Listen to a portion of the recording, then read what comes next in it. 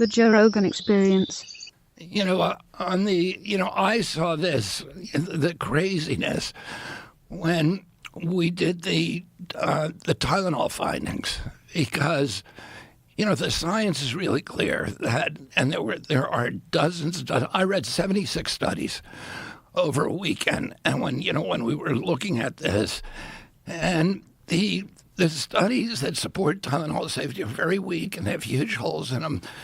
There's overwhelming science that says you shouldn't take it, particularly, it's okay normally.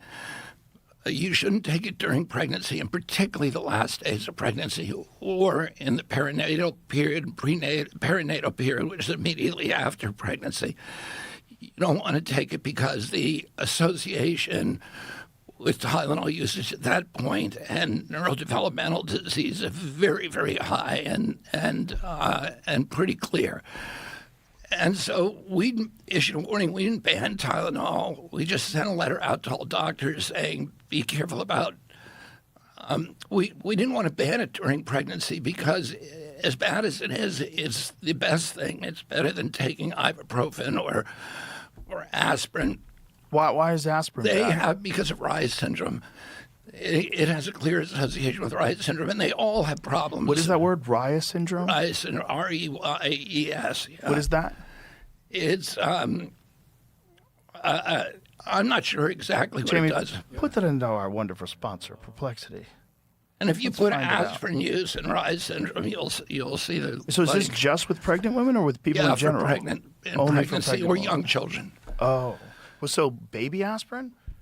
Didn't they always used to have children's aspirin? Yeah, I don't know if they do it anymore. Reye syndrome is a rare but serious condition causing sudden brain swelling and liver damage, primarily in children and teens recovering from viral infections like flu or chicken pox, become very rare due to reduced aspirin use in kids. Wow. Aspirin. Yeah, I always thought of aspirin as like the most natural and healthy out of all those things that you take for pain. Oh, I think it is pretty safe, but it's... Avoid aspirin and what's that word? You say it. Salicylate.